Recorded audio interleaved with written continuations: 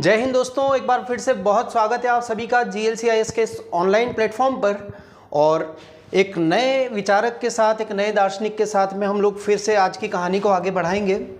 और आप लोग अपनी स्क्रीन पर देख पा रहे हैं जो नए विचारक हैं, अगले जो विचारक हैं वो है डॉक्टर सर्वपल्ली राधाकृष्णन। अभी तक जितने भी दार्शनिक हम लोगों ने पढ़े थे, डॉक्टर सर्वपल्ली राधाकृष्णन का जो विचार है या जो उनका दार्शनिक सिद्धांत है वो इस मामले में काफ़ी भिन्न है कि इनको हमको बहुत अच्छे से समझना पड़ता है ना। और यहाँ पर मैं आप लोगों को एक चीज़ बताना चाहूँगा कि जब हम किसी व्यक्ति के विचार को समझ लेते हैं, किसी दार्शनिक के विचार को समझ लेते हैं बहुत अच्छे से, तो हमें उनके व्यक्तित्व का भी बहुत अच्छे से ज्ञान हो जाता है। थोड़ा सा जितने प्रश्न इन पर पिछले वर्षों में पूछे गए हैं उनको भी आप अपने सामने रखिए एक बार, ताकि आप अपना दृष्टिकोण व्यापक बना सकें कि कैसे प्रश्न बने हैं, कैसे प्रश्न बन सकते हैं और उस हिसाब से हमको कैसे तैयारी करना चाहिए। तो आइए एक एक करके पढ़ते हैं। देखिए, सबसे पहले इनके बारे में, इनका सामान्य परिचय, इनका पारिवारिक पृष्ठभूमि आदि के बारे में हम लोग बात करते हैं। तो देखिए, सबसे पहले डॉक्टर सर्वपल्ली राधाकृष्णन जो है, इनका जन्म 5 सितंबर 1888 को हुआ था। आंकड़ा बड़ा आसान है याद रखना, 1888। इनका जन्म का स्थान जो था मद्रास में तिरुतनी ग्राम था, है ना। कौन सा गांव? तिरुतनी ग्राम में हुआ था। इनके पिता सर्वपल्ली वीरास्वामी नाम था उनका, और इनकी जो माता थी उनका नाम सीताम्मा था। विशेष बात यह कि 1854 में भारत रत्न से सम्मानित किया गया था इनको, यानी कि जो प्रथम भारत रत्न सम्मान था उनको पाने वाले व्यक्तियों में से एक थे ये। कुछ और भी इंपॉर्टेंट चीज़ें इनके बारे में कि इनका एक महान व्यक्ति और प्रसिद्ध शिक्षक भी थे। इनका जन्म भारत के, ये हम लोग देख चुके हैं, तिरुतनी में 5 सितंबर 1888 में हुआ। इनका जन्म दिवस को शिक्षक दिवस के रूप में हम लोग प्रतिवर्ष मनाते हैं 5 सितंबर को, है ना। ये आप लोगों को बहुत अच्छे से याद रखना है।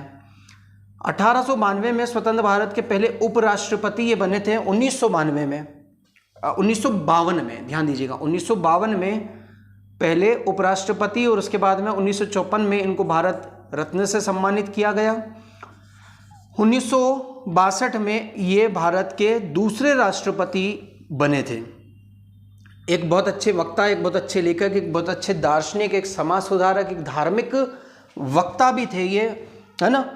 वर्षों तक इन्होंने देश की सेवा की, और 17 अप्रैल 1975 को इनका निधन हो गया था। तो 17 अप्रैल 1975 इनका निधन का समय, ये भी आपको याद रखना है। यानी कि यहाँ पर उनसे जुड़े हुए जो बेसिक इन्फॉर्मेशन है, उनकी पारिवारिक और जो पृष्ठभूमि है, इसकी हम लोगों ने बात की है।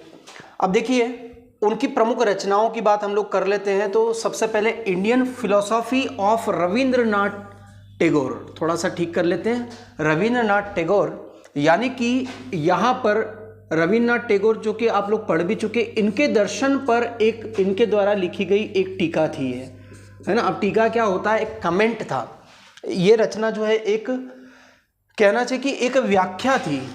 रविन्द्रनाथ टैगोर के दर्शन को इन्होंने व्याख्यायित करने का प्रयास किया था, इन्होंने समझाने का प्रयास किया था अपने स्वयं के शब्दों में। अगले जो विचारक हैं वो है महर्षि गौतम बुद्ध के जीवन और दर्शन, है ना। ये इन्होंने बताया इंडियन फिलॉसफी, ये अलग रचना है उनकी, ठीक है, ये आपको अलग से देखना है। मनोविज्ञान के अहम तत्व, है ना। इन्होंने मनोविज्ञान, जिसमें हम लोग क्या करते हैं, हम जब मन की गति का अध्ययन करते हैं, मन की बदलती हुई प्रकृति या प्रवृत्तियों का जब हम अध्ययन करते हैं, तो उसके बारे में भी इनका गहन ज्ञान था, गहन इनको इस बारे में जो इनकी नॉलेज थी वो इन्होंने इस रचना में प्रस्तुत की थी। तो यहाँ से 3 मार्कर प्रश्न बनने की बहुत ज़्यादा संभावना होती है। आप लोगों को इस पर नज़र बना के रखना है। देखिए, इनके कुछ कथन हैं जो बड़े इंपॉर्टेंट होते हैं, जो जगह जगह इस फाइल में आपको मिलेंगे। इनको आप लोग याद करने की कोशिश करें, क्योंकि यहाँ से प्रश्न परीक्षा में आ जाते हैं। और कहीं ना कहीं हम इनको जब अपने शब्दों में, अपने प्रश्नों में उत्तरों के रूप में इनको यूज़ करते हैं, इनके द्वारा कही गई उक्तियों को, तो बहुत अच्छा प्रभाव हमारे उत्तर का बनता है। गुरु के भीतर वह चुंबकीय शक्ति होती है जो अपने शिष्य को आकर्षित करती है। इन्हीं शक्तियों के कारण शिष्य सांसारिक चुनौतियों पर विजय प्राप्त करता है। यहाँ पर इन्होंने एक शिक्षक का महत्व और अपने छात्र के व्यक्तित्व पर शिक्षक के व्यक्तित्व का कितना असर और कितना सकारात्मक प्रभाव पड़ता है, वो इन्होंने अपनी इस उक्ति के माध्यम से यहाँ पर रखा है। तो आप लोग जरूर, यदि शिक्षा संबंधी उनके विचार हम पढ़ेंगे तो ये आप वहाँ लगा सकते हैं। डॉक्टर राधाकृष्णन जो थे ये महान दार्शनिक थे। देखिए कितनी विधाओं में इनको ज्ञान प्राप्त था। तो दर्शन के क्षेत्र में, शिक्षा के क्षेत्र में महान शिक्षाविद हुए, राजदूत भी रहे हैं भारत के। साथ ही वे भारत के पहले उपराष्ट्रपति और दूसरे राष्ट्रपति बने, है ना। यानी कि यहाँ हम लोग देख रहे हैं कि किन किन पदों पर उन्होंने अपना योगदान दिया भारत में रहते हुए देश के लिए। राधाकृष्णन भारत के राष्ट्रपति थे जिनका जन्म दिवस प्रतिवर्ष शिक्षक दिवस के रूप में हम लोग मनाते हैं। आप लोगों को बहुत अच्छे से पता है, सितंबर माह में ये आता है, 5 सितंबर को। अब यहाँ पर आप लोगों को याद रखना है कि जो भारत का शिक्षक दिवस है वो 5 सितंबर को आता है। इसके जस्ट एक माह बाद 5 अक्टूबर को विश्व शिक्षक दिवस आता है। ये आप लोगों को याद रखना, विश्व शिक्षक दिवस कब आता है तो 5 अक्टूबर को आता है। ये भी आप लोग याद रख लीजिएगा। देखिए कुछ इम्पोर्टेंट जो इन्फॉर्मेशन है जो परीक्षा की दृष्टि से इम्पोर्टेंट है वो भी हम डिस्कस कर लेते हैं इसके साथ में, कि ऐसे कितने उपराष्ट्रपति हुए जिन्होंने बाद में भारत के सर्वोच्च संवैधानिक पद को भी सुशोभित किया, यानी कि वो भारत के राष्ट्रपति भी बने। वो कौन कौन थे तो देखिए, डॉक्टर एस राधाकृष्णन आप लोगों को याद रखना है, राष्ट्रपति बनने वाले पहले व्यक्ति जो उपराष्ट्रपति भी थे। Doctor Zakir Hussain, V Giri, R Venkataraman, Shankar Dayal Sharma. और आपको एक चीज याद रखनी कि शंकर दयाल शर्मा जी जो थे वो मध्य प्रदेश से थे, है ना। ये मध्य प्रदेश की राजधानी भोपाल के रहने वाले व्यक्ति थे। तो ये आप लोगों को बहुत अच्छे से याद रखना है। कांग्रेस के अग्रणी मेंबर में से थे और एक लंबे समय तक ये भारत के उपराष्ट्रपति भी रहे, पहले 5 वर्ष, और उसके बाद में भारत के राष्ट्रपति भी 5 वर्ष रहे। फिर KR नारायणन, ये आप लोगों को याद रखना है सारे नाम। भारत के पहले उपराष्ट्रपति एस राधाकृष्णन, फिर ये बाद में राष्ट्रपति भी बने। इनके 2 कार्यकाल तक ये उपराष्ट्रपति रहे थे। ये भी बड़ी इंपॉर्टेंट बात है राधाकृष्णन जी के बारे में कि लगातार 2 कार्यकाल तक, है ना, ये आप लोगों को मालूम होना चाहिए, 2 कार्यकाल तक लगातार इन्होंने उपराष्ट्रपति के पद को सुशोभित किया। इसके बाद 1962 में इनको राष्ट्रपति चुन लिया गया। हामिद अंसारी जो थे ये दूसरा कार्यकाल पूरा करने वाले दूसरे व्यक्ति बने। तो 2 कार्यकाल तक रहने वाले एक तो कौन थे, राधाकृष्णन थे, जो लगातार 2 बार उपराष्ट्रपति बने, राधाकृष्णन। और उसके बाद में डॉक्टर हामिद अंसारी। ये जो प्रश्न है ये आपसे हो सकता है सेकंड पेपर में भी पूछ लिया जाए, तो आप लोगों को थोड़ा सा इस पर विशेष ध्यान देना है भाई। तो ये कुछ इन्फॉर्मेशन थी आप लोगों के लिए। और बात करते हैं, देखिए इनकी पारिवारिक पृष्ठभूमि के बारे में चर्चा कर ले तो इनका जो पूरा जीवन काल था 1888 से लेकर के 1975 तक था। जन्म तिरुतनी में एक मध्यम वर्गीय तेलुगु परिवार में हुआ था, तमिलनाडु राज्य में। तिरुतनी ब्रिटिश भारत का एक नगर था जो वर्तमान चेन्नई के उत्तर पश्चिम से 64 किलोमीटर दूर आता है। और उनका प्रारंभिक समय तिरुतनी और तिरुपति में बीता। तिरुपति बालाजी जहां हम लोग जाते हैं अक्सर, तो वो क्षेत्र था इनका जहां पर इन्होंने कार्य किया था।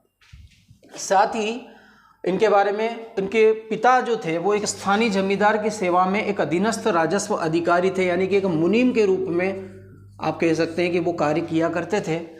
उनकी प्रारंभिक शिक्षा कहाँ हुई थी तो तिरुतनी के प्राथमिक बोर्ड हाई स्कूल में हुई। 1896 में तिरुपति के हर्समबर्ग एवेंजेलिकल लूथरल मिशन स्कूल में स्थानांतरित हो गए और वेल्लोर में बोहिर्स कॉलेज में भी इन्होंने अध्ययन किया। 17 साल की उम्र में मद्रास क्रिश्चियन कॉलेज चले गए। ये आप लोगों को सारी चीज़ें याद रखना। उनकी शैक्षणिक पृष्ठभूमि यहाँ पर हम लोग बात कर रहे हैं। 1906 में मद्रास क्रिश्चियन कॉलेज से दर्शन में स्नातकोत्तर की डिग्री, यानी कि यहाँ से उन्होंने पीजी कर लिया भाई। कहाँ से? मद्रास से, चेन्नई के इस कॉलेज से जिसका नाम क्या था, क्रिश्चियन कॉलेज। और यहाँ से इन्होंने पीजी करने के बाद में एमए की डिग्री के लिए उन्होंने the attracts of Vedanta and its metaphysical presupposition पर शोध प्रबंध लिखा। और वो मात्र 20 वर्ष के थे तब ये प्रकाशित हो गया। यानी कि शिक्षा के क्षेत्र में बहुत बड़ी बड़ी उपलब्धियां उनको बहुत अल्पायु में प्राप्त हो गई थी दोस्तों। तो ये सारी चीज़ें हम लोगों को पता होना चाहिए। अब हम जब उनके पूरे दर्शन के बारे में चर्चा करेंगे, ये पढ़ने का एक बहुत अच्छा तरीका होता है कि जब आप किसी विचारक के संपूर्ण दर्शन को समझने की कोशिश कर रहे हैं तो उनको कुछ बिंदुओं में आप पहले डिसाइड कर लें, पहले उसको बांट लें, उस पर चिंतन कर लें और फिर उसको पूरा करने की कोशिश करें। तो सबसे पहले हम उनकी तत्व मीमांसा पढ़ेंगे, फिर हम उनकी ज्ञान मीमांसा पढ़ेंगे, फिर हम धर्म और राजनीति शास्त्र पर उनके क्या विचार हैं, फिर इनके शिक्षा में योगदान या शिक्षा संबंधी जो वैचारिक दर्शन था वो, फिर उसके बाद में सामाजिक और राजनीतिक दर्शन की चर्चा करेंगे और अंत में अर्थशास्त्र या आर्थिक विचार आप कह सकते हो उनके हम लोग डिस्कस करेंगे। आर्थिक विचार या आर्थिक दर्शन, उनका आर्थिक क्षेत्र में उनकी क्या विचारधारा थी। अब यहाँ पर आप लोगों के दिमाग में प्रश्न आना चाहिए कि सर ये मीमांसा शब्द क्या है। यहाँ पर जैसे यहाँ तत्व मीमांसा, ज्ञान मीमांसा, ऐसे शब्द जो आते हैं, आप लोगों को ध्यान देना कि मीमांसा जो होती है ये दर्शन की एक शाखा होती है ना। मीमांसा को हम और सरल भाषा में कहें तो मीमांसा को हम लोग चिंतन कह सकते हैं। जब कोई विचारक विचार करता है, गहन विचार करता है, गहन चिंतन करता है, तो उसकी उस चिंतन को, उस शोध को, जो मानसिक शोध होता है, मानसिक जो विचार होता है, जिससे कुछ नए बिंदु, कुछ नए मोती, जैसे हम कहते हैं ना कि समुद्र में जब हम जितना गहरा जाएंगे उतने अनमोल मोती हमें प्राप्त हो सकते हैं, वैसे ही हम इन विचारों में, ये जो दार्शनिक होते हैं वो इतना गहन अध्ययन करते हैं, इतना गहन शोध करते हैं, इतना गहन विचार करते हैं कि उन्हें नए विचार, नए दृष्टिकोण, नए दर्शन की प्राप्ति हो जाती है दोस्तों। तो यही मीमांसा कहलाता है। अब तत्व मीमांसा की जब हम बात करते हैं तो वो जीवन में, देखिए, ब्रह्म क्या है, जीवन क्या है, ईश्वर क्या है ना, जगत क्या है, आत्मा क्या है, जब इस प्रकार के तत्वों पर जब चिंतन, गहन अध्ययन किया जाता है, मनन किया जाता है ना, और व्यवस्थित रूप से अपने विचार रखे जाते हैं तो हम उसे तत्व मीमांसा कहते हैं। तो आइए तत्व मीमांसा पढ़ते हैं हम लोग। तो शंकर के समान राधा कृष्णन भी ये जानते थे कि सत्य ब्रह्म है जो एक आध्यात्मिक विश्व से परे एवं निरपेक्ष है। यानी कहने का मतलब ये होता है कि जब हम शंकर के दर्शन को याद करेंगे वापस से, जो हम लोग पढ़ चुके हैं बहुत अच्छे से, हमने गहराई से इनका अध्ययन किया है, तो शंकर ने भी क्या कहा था कि ब्रह्म सत्यम जगत मिथ्या, जगत मिथ्या है ना। यानी कि ब्रह्म ही एकमात्र सत्य है, जबकि ये जो जगत है ये सत्य होने का आभास जरूर कराता है, लेकिन ये वास्तव में अस्तित्वहीन है ना। ये नश्वर है, क्षणिक है, क्षणभंगुर है, कुछ भी आप कह सकते हो। जीवो ब्रह्मा ना परा, आगे उन्होंने क्या लिखा, जीवो ब्रह्मा न परा, यानी कि जीव और ब्रह्म अलग नहीं है। ब्रह्म सत्यम जगत मिथ्या, जीवो ब्रह्मा ना परा, यानी कि ब्रह्म ही एकमात्र सत्य है। ये जो जगत आपको दिखाई दे रहा है, या इंद्रिय अनुभूति के कारण या माया के कारण इसकी सत्यता का हमें बोध होता रहता है, जबकि असल में यह सत्य नहीं है।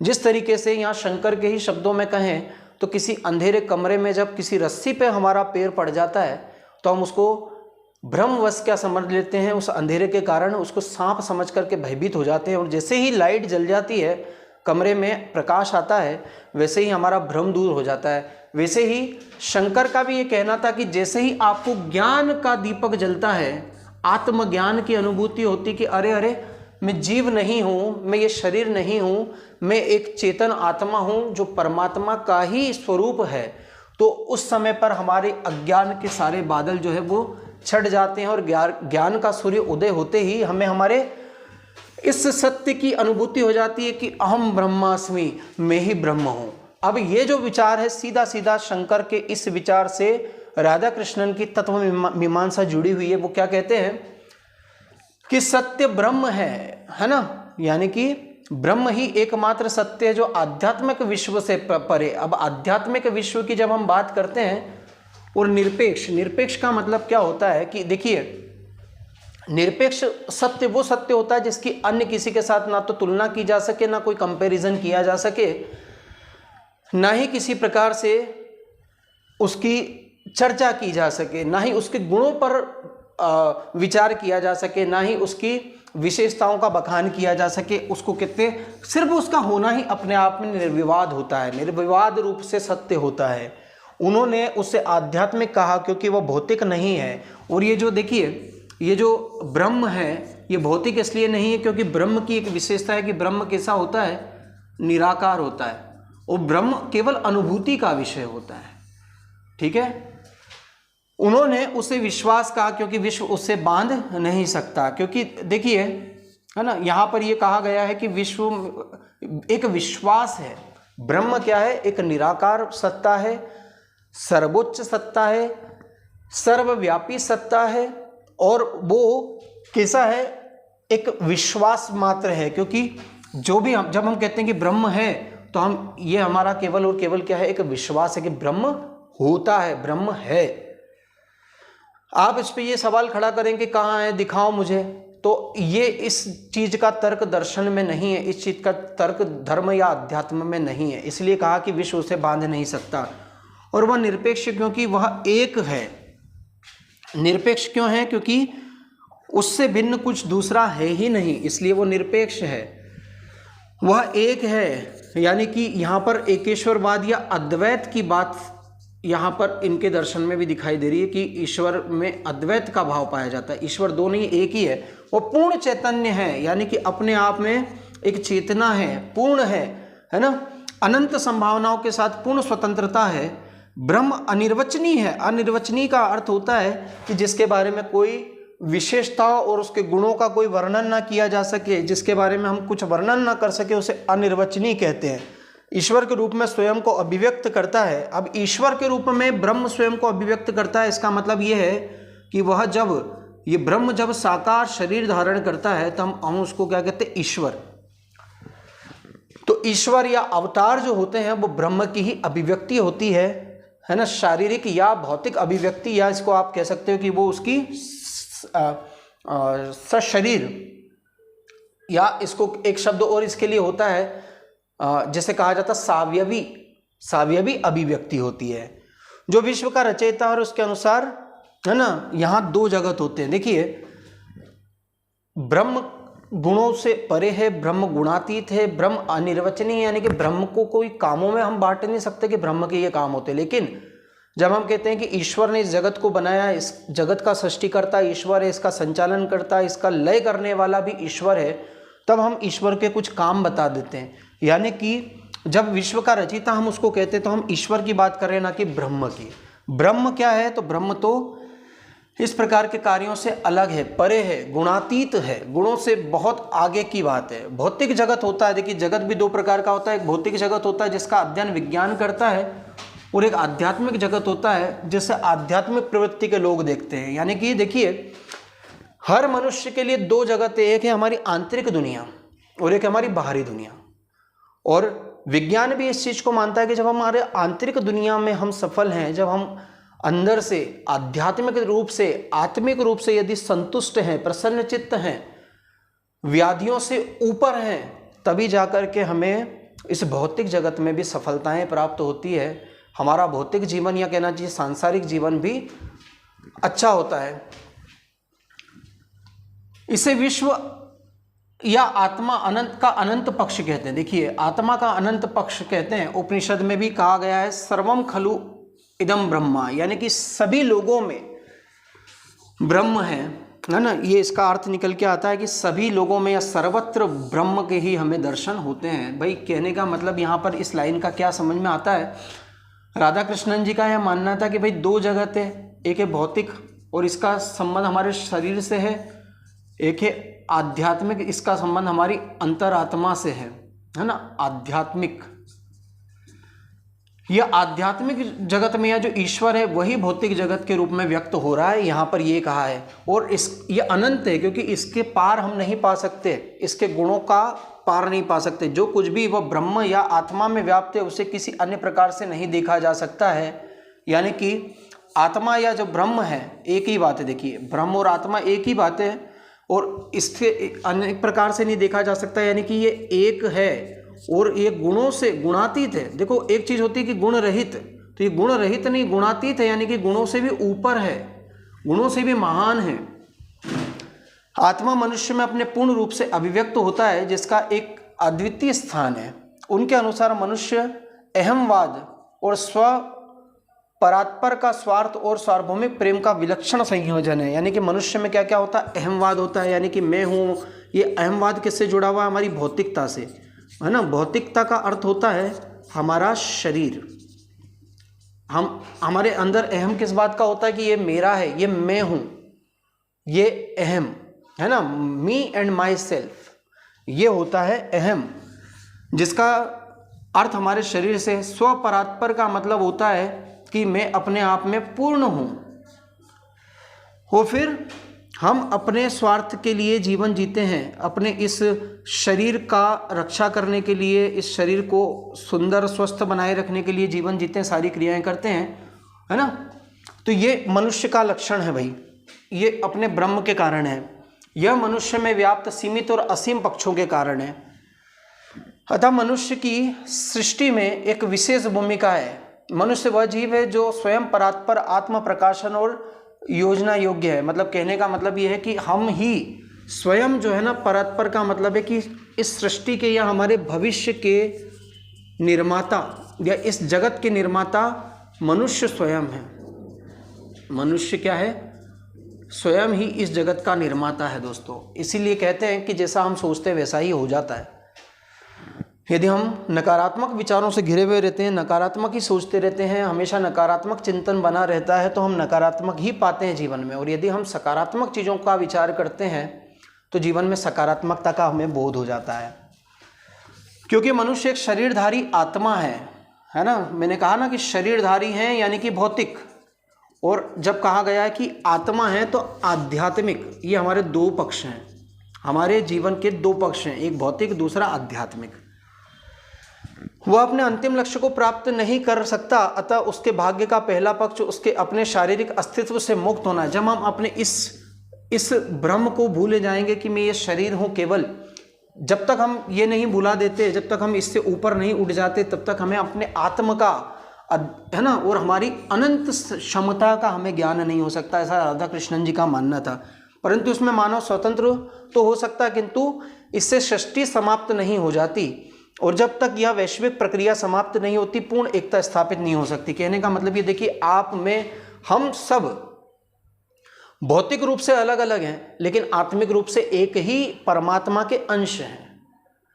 तो मनुष्य जब अपने आप को शरीर समझता है तो वो भागों में बढ़ जाता है, वो संप्रदायों में बढ़ जाता है, वो मनुष्यों में बढ़ जाता है। और जब मनुष्य अपने आत्म को समझ लेता है, अहम ब्रह्मास्मि, मैं ही ब्रह्म हूँ, तो इस संसार में एक सार्वभौमिक एकता स्थापित हो जाती है। यही उनका तत्व मीमांसा या तत्व दर्शन है।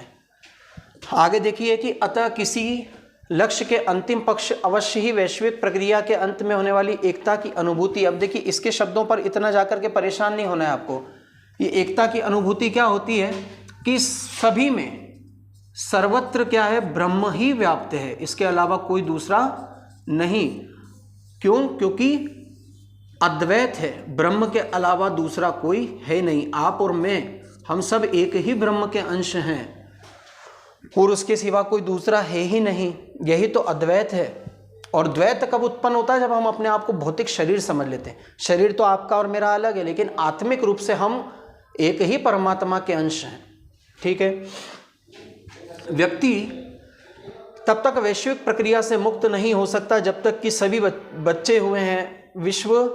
वैश्विक प्रक्रिया तभी अपने अंतिम लक्ष्य तक पहुंचेगी जब सभी व्यक्ति दिव्यता का अनुभव कर लेंगे। यानी कि देखिए, वैश्विक एकता या ये वैश्विक प्रक्रिया तब आएगी जब व्यक्ति अपनी दिव्यता का अनुभव कर लेगा और व्यक्ति ये समझ लेगा कि मैं ही ब्रह्म हूँ और सभी में वही व्याप्त है। राधा कृष्णन इसे सर्व मुक्ति कहते हैं। एक बार इसका अनुभव हो जाने पर सृष्टि का उद्देश्य पूर्ण हो जाएगा और सभी वस्तुएं ब्रह्म में पुनः क्या हो जाएगी, लीन हो जाएंगी। यानी कि जब हमको ये पता लग जाएगा कि मैं ही ब्रह्म हूँ भाई, इसके अलावा कोई भी नहीं है, तो फिर द्वैत समाप्त होकर के एक एकता का भाव उत्पन्न हो जाएगा और इसी से संपूर्ण सृष्टि में क्या हो जाएगा, सारी की सारी वस्तुएं किससे जुड़ जाएगी, ब्रह्म से। जिस तरीके से सारी नदियां समुद्र में मिलती हैं, उसी तरीके से सब लोग किस में मिल जाएंगे, ब्रह्म में ही एकाकार हो जाएंगे। अब थोड़ा सा राधा कृष्णन का हम लोग ज्ञान मीमांसा पर विचार कर लेते हैं। उनके अनुसार ज्ञान के 3 स्रोत होते हैं। देखिए ज्ञान के बारे में उनका क्या चिंतन है कि ज्ञान के 3 स्रोत होते हैं। एक होता है इंद्रिय अनुभव, दूसरा होता है बौद्धिक संज्ञान और तीसरा होता है सहज बोध, है ना। इंद्रिय जन्य अनुभव का मतलब होता है जो हमारी इंद्रियां होती है, आँख, कान, नाक, जीवा और त्वचा, ये हमारी जो इंद्रियां हैं और इनसे जो अनुभव हमें प्राप्त होते हैं बाह्य जगत से, और इससे हमें जगत की बाहरी विशेषताओं का ज्ञान हो जाता है ना। हमें वस्तुओं के एक इंद्रिय गुणों का ज्ञान होता है। इंद्रिय अनुभव द्वारा प्रदत्त आंकड़ों से प्राकृतिक विज्ञान की विषय वस्तु तैयार होती है, यानी कि जितने भी प्राकृतिक विज्ञान है ना, आपका फिजिक्स, केमिस्ट्री, बायोलॉजी, ये सब के सब इंद्रिय जन्य अनुभवों से प्राप्त ज्ञान से निर्मित होते हैं। दूसरा जो ज्ञान का प्रकार है या जो ज्ञान का माध्यम है वो है बौद्धिक संज्ञान। संज्ञान का मतलब होता है जानकारी हो जाना, जिसे राधाकृष्णन तार्किक ज्ञान कहते हैं। प्रत्यक्ष ज्ञान के विश्लेषण और संश्लेषण पर यह निर्भर करता है, यानी कि जो आपको सामने दिखाई दे रहा है वो कितना सही है, कितनी उसमें सत्यता है। जब आप उस पर गहन विचार विमर्श करते हैं, जब उस पर आप गहरा चिंतन करते हैं, तभी आपको आपकी जानकारी का दायरा बढ़ता है। हम प्रकृति की वस्तुओं को इसी ज्ञान द्वारा प्रबंधित और नियंत्रित करते हैं, है ना। हम तार्किक ज्ञान और इंद्रिय अनुभव से ये वो साधन है जिनके द्वारा हम व्यवहारिक उद्देश्यों में अपने और पर्यावरण पर नियंत्रण रखने में सक्षम हो पाते हैं। अब देखिए कि जैसे मौसम विज्ञान हो गया, इसमें हमने क्या किया कि इंद्रिय अनुभव जो हमें प्राप्त होते हैं हर बार, उसके आधार पर हम एक सामान्यीकरण कर लिया है कि पिछले वर्ष ऐसा हुआ था तो इस कारण इस वर्ष भी ऐसा हो सकता है। यानी कि हम एक तरीके से इन्वायरमेंट को भी कंट्रोल कर लेते हैं इसके माध्यम से। यद्यपि वे ज्ञान के 2 साधन स्वीकार करते हैं, किंतु वह प्रत्यक्ष वस्तु की वास्तविकता अखंडता को प्रकट करने में असफल होते हैं। बौद्धिक प्रतीक प्रत्यक्ष वास्तविकताओं को जैसी वह है उसी प्रकार प्रदर्शित नहीं कर सकते। यानी कि बौद्धिक प्रतीक का मतलब ये होता है कि जब हम किसी ज्ञान को, किसी जानकारी को जब हम प्राप्त करते हैं, तो जब हम दूसरे को वो ज्ञान देते हैं ना, तो वो वही नहीं रहता, उसमें कुछ हमारे व्यक्तित्व को भी हम शामिल कर देते हैं।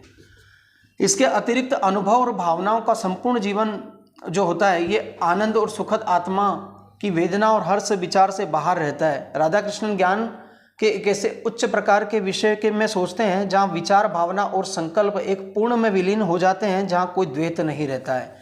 यानी कि इनका ज्ञान भी जो है वो अद्वैत से जुड़ा हुआ इनका ज्ञान मीमांसा भी है।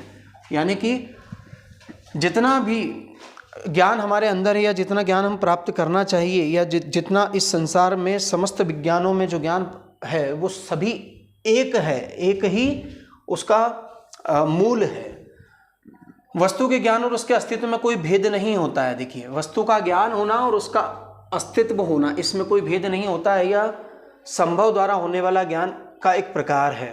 जैसे आप कहेंगे कि ये मैं आपको दिखाई दे रहा हूँ अभी इस वीडियो में, है ना, इसको देख लीजिए, तो ये मेरा ज्ञान है। आपको हो रहा है कि भाई सामने कोई व्यक्ति है, यानी कि मेरा अस्तित्व भी है। ये पेन, देखिए जितनी भी भौतिक और अभौतिक चीज़ें होती हैं उनके बारे में उनका ज्ञान ही उनका अस्तित्व होता है, ये इनका कहना था। राधाकृष्णन इसे सहज बोध कहते हैं, यानी कि ये हमें अपने आप हो जाता है। भाई जो चीज़ का हमें ज्ञान हो रहा है वो उसका अस्तित्व भी है। इस सहज बोध में ज्ञाता ज्ञात वस्तु के साथ तादात्म्य स्थापित कर लेता है। जो ज्ञाता है वो जानने वाला और जिसके बारे में जाना जा रहा है वो ज्ञात वस्तु, है ना, इन दोनों में कोई अंतर नहीं रह जाता। क्रोध के उदाहरण द्वारा इसे स्पष्ट किया जा सकता है। कोई भी व्यक्ति या बौद्धिक विचार हमें क्रोध की भावना का विचार नहीं प्रदान कर सकता। हम इसे केवल क्रोधित होकर ही जान सकते हैं, है ना। जब तक आप क्रोधित होंगे नहीं, आप क्रोध को जान नहीं पाएंगे। जब तक आप प्रसन्न नहीं होंगे, आप प्रसन्नता को जान नहीं पाएंगे, है ना। अंतर्ज्ञान एक ज्ञात वस्तु के बीच लगभग एक तादात्म्य की स्थापना करता है। ज्ञात वस्तु को आत्मा के बाहर के विषय के रूप में नहीं बल्कि आत्मा के एक अंश के रूप में देखा जा सकता है। जब वे अंतर्ज्ञान के विषय में बात करते हैं तो वे समग्र अंतर्दृष्टि शब्द का प्रयोग करते हैं। अंतर्दृष्टि का मतलब होता है हमारी आंतरिक चेतना। इसका यह अर्थ नहीं है कि वह मनुष्य के ज्ञान के विभाग में उपखंड करते हैं, बल्कि वह कहते हैं कि मनुष्य का अवबोध व्यापक रूप से 3 प्रकार का है। प्रत्यक्षात्मक यानी जो हमारे सामने से होता है, तार्किक यानी जिसके बारे में हम सोचते हैं, और अंतर्ज्ञात्मक मनस इंद्रिय मन विज्ञान या तार्किक और आनंद, जिसे हमारे वर्तमान उद्देश्यों के लिए आध्यात्मिक अंतर्ज्ञान के रूप में परिभाषित किया जा सकता है ना। आंतरिक ज्ञान क्या होता है? जो हो जिसका विचार हम करते हैं और हमारी बौद्धिकता के आधार पर, हमारे अनुभवों के आधार पर जिसका निर्माण हमारे मस्तिष्क में होता है, वो अंतर्ज्ञान कहलाता है। ठीक है, अब इसके आगे हम नेक्स्ट लेक्चर में बढ़ाएंगे समय की सीमा को देखते हुए। तो आप लोग लगातार जुड़े रहिएगा जीएलसी के साथ में दोस्तों। जय हिंद।